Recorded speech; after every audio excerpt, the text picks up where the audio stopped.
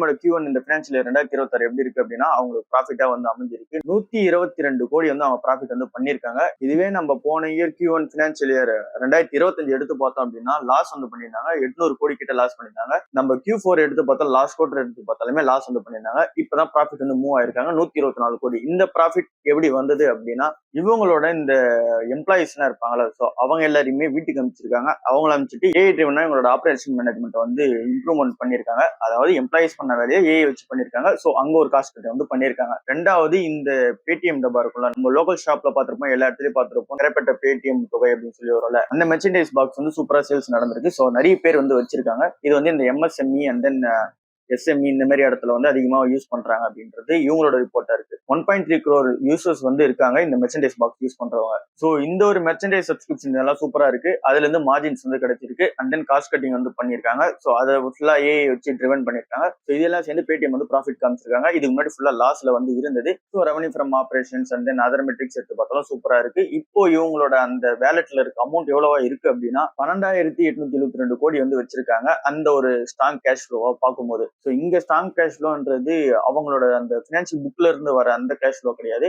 So இந்த cash பேலன்ஸ்ன்றது என்ன அப்படின்னா இப்போ நம்ம எல்லாரும் பேமெண்ட் பண்றது கடையோட ஓனர் கிட்ட வந்து டைரக்டா போகாது. அந்த பேமெண்ட் வந்து பேடிஎம் கிட்ட தான் இருக்கும். அவங்க வந்து குறிப்பிட்ட நாள்ல வந்து அனுப்பிச்சு விட்டுருவாங்க. லைக் வந்து ஒன் டே எண்டா இருக்கலாம், இல்ல ஒன் வீக் எண்டா இருக்கலாம். ஸோ அந்த மாதிரி அனுப்பிச்சு விட்டுருவாங்க. இது எல்லாமே இங்க ட்ரிவன் ஆகி தான் Q1 வந்து நல்ல ரிசல்ட் காமிச்சிருக்காங்க. அண்ட் நிறைய லோன்ஸ் வந்து தராங்களாம். ஸோ இந்த மெர்ச்சன்டைஸ் லோன்லாம். ஸோ இது எல்லாமே இம்பாக்ட் ஆகி இந்த Q1ல வந்து நல்ல ப்ராஃபிட் காமிச்சிருக்காங்க. டிக்சன் டெக்னாலஜிஸோட Q1 வந்து சூப்பராகவே இருக்கு. ஸோ நெட் ப்ராஃபிட் வந்து 100% வந்து அப்ப இருக்கு. 140 கோடி வந்து அவங்க போன வருஷம் பண்ணிருக்காங்கன்னா இப்ப 250 கோடி வந்து பண்ணிருக்காங்க. இந்த மாதிரி நம்ம ரெவன்யூ வைஸ் எடுத்து பார்த்தாலுமே 95% அப்பா இருக்காங்க. ஸோ எல்லா மெட்ரிக்ஸ் எடுத்து பார்த்தாலுமே சூப்பரா இவங்களோட Q1 வந்து அமைஞ்சிருக்கு.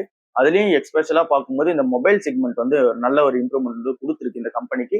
மொபைல் செக்மெண்ட்ல சூப்பரா வந்து இம்ப்ரூவ்மெண்ட் ஆயிருக்காங்க. ஹோம் அப்ளையன்ஸ்ல நல்ல இம்ப்ரூவ்மெண்ட் வந்து ஆயிருக்காங்க அந்த ரெவன்யூ வைஸ் பார்க்கும்போது. பட் அந்த கன்சூமர் அப்ளிகேஷன்ஸ்ல கொஞ்சம் வந்து ரெவன்யூ டவுன் ஆயிருக்கு. இது எல்லாமே இந்த கன்சூமர் அப்ளிகேஷன்ஸ்குள்ள வரும். இந்த கம்பெனி பிசினஸ் எக்ஸ்பென்ஷன் என்ன பிளான் வச்சிருக்காங்க அப்படின்னா கியூடெக் இந்தியான்னு சொல்லிட்டு ஒரு கம்பெனி இருக்கு. ஸோ இவங்க வந்து இந்த கேமரா மாடல் மேனுஃபேக்சரிங் செக்மெண்ட்ல இருக்கவங்க. இந்த கம்பெனியோட ஸ்டேக் வந்து ஒரு 51% வந்து வாங்க போறாங்க. ஸோ அந்த கம்பெனி வந்து அக்யூர் பண்றதுக்கான பிளான் வந்து போயிட்டு இருக்கு. ஸோ அப்படி அக்யூர் பண்ணிட்டாங்க அப்படின்னா கேமரா செக்மெண்ட்குள்ளேயே வந்துருவாங்க. இதை தாண்டி நிறைய ஜாயிண்ட் வெஞ்சர் வந்து வச்சிருக்காங்க. இந்த கம்பெனி வந்து ஃபுல்லாக இந்த மேனுஃபேக்சரிங் ஆஃப் இந்த மொபைல்ஸ்ல வந்து நிறைய மேனுஃபேக்சரிங் வந்து வச்சிருக்காங்க ஸ்மார்ட் போன் மொபைல்ஸ்க்கு. ஸோ இந்த இடத்துக்குள்ளாம் டைப் இருக்காங்க. ஸோ இது பேசிக்கா இந்த கம்பெனி யாரு அப்படின்னா இந்த கன்சூமர் எலக்ட்ரானிக்ஸ் எல்லாமே தயாரிச்சு கொடுக்குற கம்பெனி.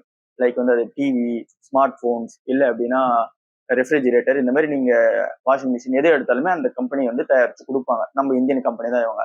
ஸோ இது எப்படி தயாரிச்சு கொடுப்பாங்க இவங்க பிராண்ட்ல? ஆனால் நாங்கள் எதுவுமே பார்த்தது இல்லை. டிக்சன் டெக்னாலஜிஸ் இருந்தீங்கன்னா டிக்சன் டெக்னாலஜி பிராண்ட்ல வந்து வராது. ஸோ இப்போ சாம்சங் கம்பெனி இருக்கு அப்படின்னா சாம்சங் கம்பெனி வந்து எங்களுக்கு இந்த மாதிரி வாஷிங் மிஷின் இவ்வளோ ஆர்டர்ன்றது கொடுத்துருவாங்க. ஸோ அந்த ஆர்டரை இவங்க வந்து தயாரிச்சு கொடுத்துருவாங்க. அவங்களோட அந்த டிசைன் பேட்டர்ன் அண்ட் தென் அவங்களோட அந்த அசம்பிளி குவாலிட்டி அந்த பார்ட்ஸ் எல்லாம் யூஸ் பண்ணி தயாரிச்சு கொடுத்துருவாங்க. ஸோ அவங்க என்ன சொல்றாங்களோ அங்க ரெக்யர்மெண்ட் ஏற்ற மாதிரி தயாரிச்சு கொடுத்துருவாங்க. இது ஒரு மேனுஃபேக்சரிங் யூனிட் மாதிரி. இப்படிதான் இந்த கம்பெனி வந்து ஆப்ரேட் பண்ணிருக்காங்க. இவங்களோட ஃபுல் ரெவன்யூமே இந்த மேனுஃபேக்சரிங் ஃபீல்டு தான் வந்து அதிகமா இருக்கும். ஸோ மேனுஃபேக்சரிங் பண்றது அண்ட் தென் அதை அசம்பிளி பண்றதுக்கு ஒரு சில சார்ஜஸ் வந்து வாங்கிப்பாங்க. ஸோ இது எல்லாமே சேர்ந்து இந்த கம்பெனி வந்து ப்ராஃபிட்டபிளா இருக்காங்க. இந்த கம்பெனியோட ஷேர் பிரைஸ் வந்து 16,000 ரூபாவா வந்து இப்போ இருக்கு.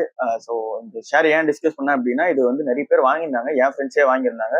என்ன ரீசனுக்காக வாங்கினாங்கன்னு கேட்கும்போது இது ஒரு ஐடி கம்பெனி அப்படின்ற மாதிரி நினைச்சு வாங்கியிருந்தாங்க. ஸோ இந்த ஒரு கிளாரிபிகேஷனுக்காக தான். இந்த கம்பெனி ஐடி கம்பெனிலாம் கிடையாது.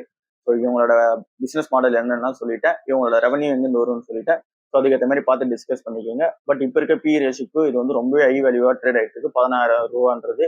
ஸோ இந்த வேல்யூக்கு ஜஸ்டிஃபை பண்ற மாதிரி தெரியல. என்ன எதெல்லாம் ஸ்டாக் வாங்குறது முன்னாடி ஒரு வாட்டி ரிசர்ச் பண்ணி பார்த்துட்டு வாங்கிக்கோங்க. ஐடியா ஃபோர்ஜோட Q1 வந்து வந்திருக்கு. ஸோ இந்த ரிசல்ட்டை பார்க்கும்போது லாஸ் தான் ஆயிருக்காங்க ப்ராஃபிட் பண்ணாம. ஸோ இந்த கம்பெனி வந்து இந்த ட்ரோன்ஸ் தயாரிச்சு வைக்கிற கம்பெனி தான் இந்த ஐடியா ஃபோர்ஜ்ன்ற கம்பெனி. இதோட மார்க்கெட் வேல்யூஷனே வந்து 2,300 கோடியா தான் வந்து இருக்கு. இந்த கம்பெனி வந்து ஹை வாலட்டிலேஷனா தான் வந்து இருக்காங்க.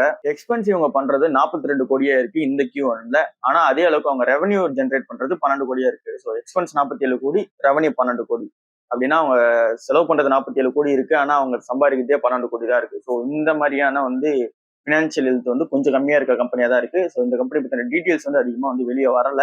இது ஃபுல்லாவே நான் சொன்ன மாதிரி 2000 கோடி மார்க்கெட் வேல்யூஷன் இருக்கும்போது ஆப்வியஸ்லி இது ஒரு ஸ்மால் கேப் கீழே வரும், மைக்ரோ கேப் கம்பெனி மாதிரி நம்ம கன்சிடர் பண்ணிக்கலாம். அப்படி இருக்கும்போது இந்த கம்பெனியோட நியூஸ் எதுவும் பெருசா வெளியே வரல. ஸோ இது ஆனா இந்த கம்பெனி வந்து ட்ரோன் டயர்ஸ் விற்கிற கம்பெனி தான். ஸோ இதுதான் வந்து இவங்களோட Q1 வந்து இருக்கு. ஃபினான்ஷியல் ஹெல்த் வந்து கொஞ்சம் போரா தான் இருக்கு. இந்த ஸ்டாக் வந்து இந்த ட்ரோன் கம்பெனிக்காக நீங்க வாங்க போறீங்க அப்படின்னா கொஞ்சம் யோசிச்சு வாங்கிக்கோங்க. ஏன்னா இது வந்து ஹை வாலடைலேஷனா இருக்கு. ஸோ யார் மேனிபுலேட் பண்றாங்களா தெரியல, மார்க்கெட் வேல்யூஷன் கம்மியா இருக்கு. IRFCயோட Q1 ரிசல்ட் வந்து வந்திருக்கு. 10% அவங்களோட ப்ராஃபிட் வந்து அப் ஆயிருக்கு. 1700 கோடியா வந்து இருக்கு. அண்ட் தென் அதர் செக்மெண்ட்ஸ் இந்த ரெவன்யூல ஏரியால பார்க்கும் போதும் சூப்பராகவே வந்து இருக்கு. டோட்டல் ரெவன்யூமே 2% ஏறி இருக்கு. லீசிங் இன்கமும் ஒரு 9% வந்து ஏறி இருக்கு. ஆனா இன்ட்ரெஸ்ட் ஆன் இன்கம் மட்டும் கொஞ்சம் டவுன் ஆயிருக்கு. 17% வந்து டிராப் ஆயிருக்கு. எக்ஸ்பென்ஸ்மே இந்த கம்பெனி வந்து டவுன் பண்ணிருக்காங்க. போன வருஷம் வந்து 5182 கோடி எக்ஸ்பென்ஸ் பண்ணி இப்ப 5170 கோடி வந்து பண்ணிருக்காங்க. ஸோ ஒரு 10 கோடி வந்து கம்மியா பண்ணிருக்காங்க எக்ஸ்பென்ஸ்ன்றத. ஸோ இது அப்படியே குறைச்சிட்டே வருவாங்க அப்படின்றது எக்ஸ்பெக்டேஷனா இருக்கு. இந்த கம்பெனி வந்து அடுத்த பிளானா எடுத்துட்டு வர்றது 60,000 கோடி வந்து ஃபண்ட் ரைஸ் பண்ண போறாங்களா. ஸோ ஃபுல்லாவே வந்து இந்த பினான்சியல் இன்ஸ்ட்ருமெண்ட்ஸ் மூலமா தான் ஃபண்ட் ரைஸ் பண்ணுவாங்க. இந்த bonds and then domestic and then international மார்க்கெட்ல வந்து கிளியர் பண்ணுவாங்க. இது வந்து டாக்ஸபிள், டாக்ஸ் ஃப்ரீ, இந்த மாதிரி எல்லா பாண்ட்ஸுமே கனெக்ட் பண்ணி தான் வரும். ஸோ இதுல இருந்து ஒரு 60,000 கோடி ஜென்ரேட் பண்ணி அவங்க ரயில்வே சிஸ்டத்துக்கு வந்து கொடுக்க போறாங்க. ஸோ இந்த கம்பெனியோட ஹோல் பிசினஸ் மாடலே என்ன அப்படின்னா ஃபினான்ஸ் பண்றது இந்த ரயில்வே கம்பெனிக்கு. ஸோ ஃபினான்ஸ் பண்றதுன்னும் போது அவங்களோட காசு கொடுக்க மாட்டாங்க. இவங்க ஃபினான்ஷியல் இன்ஸ்ட்ருமெண்ட்ஸ் கிட்ட எல்லாம் வாங்கி, அதாவது ஃபினான்ஷியல் மார்க்கெட்டர்ஸ் இந்த பாண்ட்ஸ் மாதிரி அங்க ஜென்ரேட் பண்ணி அந்த பாண்ட்ஸை வந்து கொடுத்து இஷ்யூ பண்ணி அதை சப்ஸ்கிரைப் பண்ற அந்த அமௌண்ட்டை வச்சு இவங்க வந்து ரயில்வே சிஸ்டத்துக்கு கடன் கொடுப்பாங்க. ஸோ ரயில்வே சிஸ்டம் அதை வச்சு ஒர்க் பண்ணுவாங்க. ஸோ இந்த லீஸ் இன்கம், இந்த இன்ட்ரெஸ்ட் இன்கம், இது எல்லாமே தான் இந்த கம்பெனியோட பிசினஸ் மாடல். ஸோ டைரக்டா ரயில்வே கார்பரேஷனுக்கு வந்து கடன் கொடுப்பாங்க. ஆனா இவங்க காசு இல்லாம மற்றவங்க கிட்ட காசு வாங்கி ஸோ நடுவில் வந்து ஒரு லெண்டர் மாதிரி ஆப்ரேட் பண்ணிட்டு இருக்காங்க. இப்போ இந்த கம்பெனியோட ஷேர் பிரைஸ் வந்து 131 ரூபாய் இருக்கு. நான் இந்த கம்பெனி பக்கம் இப்போ போகல. நீங்க போவீங்க அப்படின்னா கமெண்ட் செக்ஷன்ல வந்து சொல்லுங்க.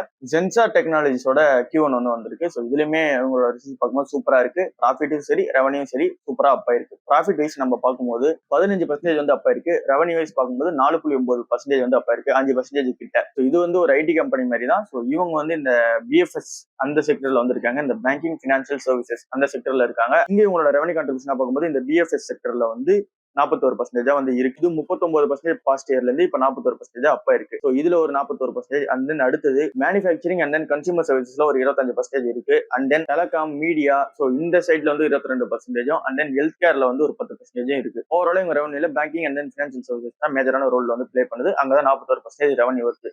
ஸோ இந்த கம்பெனி ஐடி கம்பெனி மாதிரி தான் செயல்பட்டு இருக்கு. இந்த கம்பெனியுமே நிறைய புக் ஆர்டர் வேல்யூ வந்து வச்சிருக்காங்க. $172 மில்லியன் அளவுக்கான அந்த ஒரு ஆர்டர் புக் வேல்யூ வந்து வச்சிருக்காங்க.